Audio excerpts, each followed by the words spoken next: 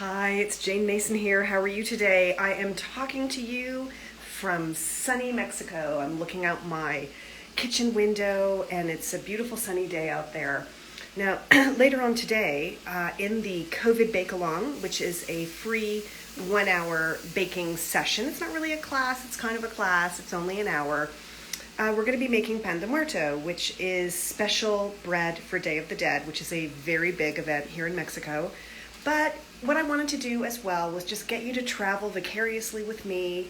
Those of you who are locked down, those of you who are frustrated because you can't travel. Okay, hope that we've reconnected. And salsa is just means sauce, okay? There are billions and billions of different varieties of salsa, and they can be made in lots and lots of different ways. And today, because it's kind of nearly breakfast time here in Mexico, I'm going to turn my camera around and I'm going to show you what I'm doing. So I am making a salsa with tomatoes, and these are serrano, the garlic on there too. And this thing that you're looking at, this flat thing, is called a comal. But if you don't have a comal, which you may not have, you can just use a dry frying pan. And what I'm doing is I'm roasting the ingredients for the salsa. It means dry frying. So dry frying in a frying pan. Sorry, the connection here is super bad. And so what I'm doing is I'm dry frying all those ingredients. Here they are again. And as they're done, the garlic is usually done first. And you roast the garlic in the skin. Otherwise it goes very bitter. So as soon as the garlic starts to go black, the next thing that is probably going to be done are these chilies. Now, with the chilies, you want to blacken the skins. You really want to blacken them until they start to blister. Oof, stop moving around.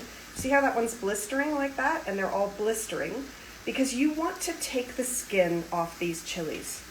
And the reason is because it's the skin, I'm going to turn this around again, it's the skin of the chili that can actually make you have a tummy ache. Some people, you may know, they can't eat green pepper, they can't eat red pepper. Usually it's the skin. The skins are pretty thick and indigestible. So you want to skin your chilies. And the other thing to know about chilies is the heat in a chili is in the seeds and in the collar, you know, the insidey bit around the stalk, and in kind of the veins of the chilies. So if you want your salsa to be super hot, not only do you use more chilies, but you also use the seeds. And if you want your salsa to taste of the chili and be just a little bit hot, you use fewer chilies and you take out the seeds as well as skin them. Now, the easiest way to skin them once they're blackened is to pick them out of here and whoop, throw them in a handy plastic bag. Okay, at that point, I'm gonna close the plastic bag. I'm just gonna wrap it up in a cloth towel because that will sweat the chilies more rapidly, and I'll be able to skin them pretty quickly. You know, in sort of 5 minutes or so, they'll have cooled down and it'll be really easy to skin them. And you just take them and then take the seeds out. Sorry, bad connection here in the kitchen. The rest of the ingredients, which are here, I'm just gonna keep turning over these tomatoes. See how black that is? That's perfectly fine. Tomatoes are, you know, round, so they keep rolling around. The onion, it's soft now and translucent, and I'll just keep turning it over until it too begins to blacken. Okay, there we go. Hot.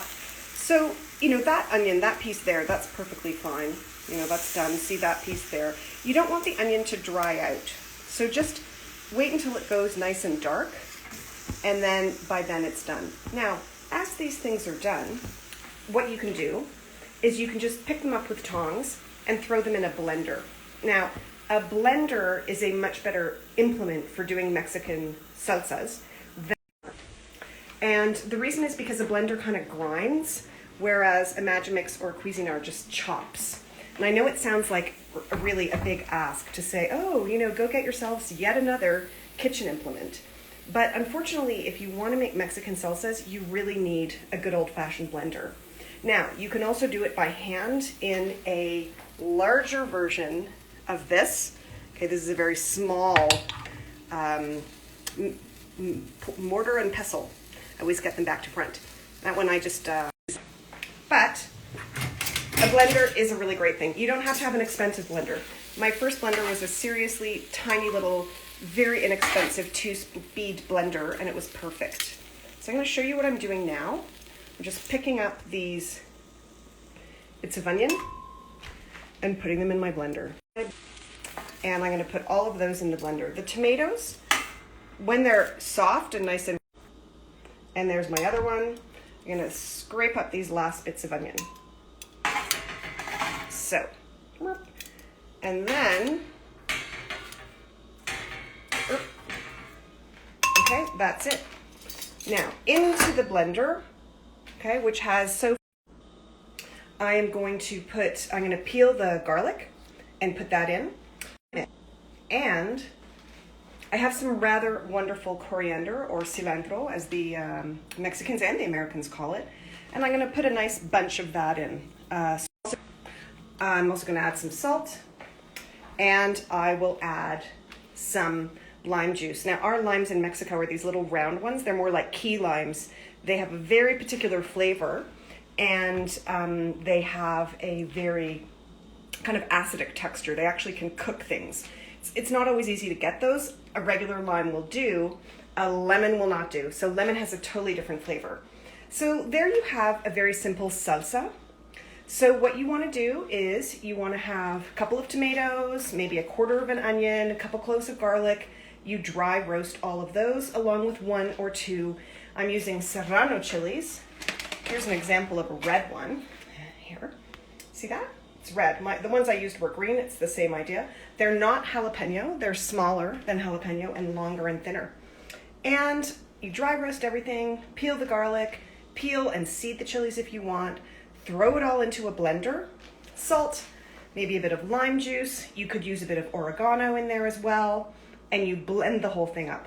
And that's it. That's just called a roasted salsa, in this case with red tomatoes. And let me think. I could probably put the recipe on my website. And I have a book coming out in January, which is called Mexican Vegetarian. It's part of the World Vegetarian series, which is being published by Bloomsbury. And there are lots and lots of different salsas in it. It's actually a terrific book. Tons of variety, very authentic, and this is definitely in there. In Mexico, we would call it a salsa tatemada because it means roasted or blackened. So that is it, and I hope you enjoyed this little live session. I'm going to give you a tour of the kitchen before I go. There's the comal, the little piece of onion still on it. Pop that there.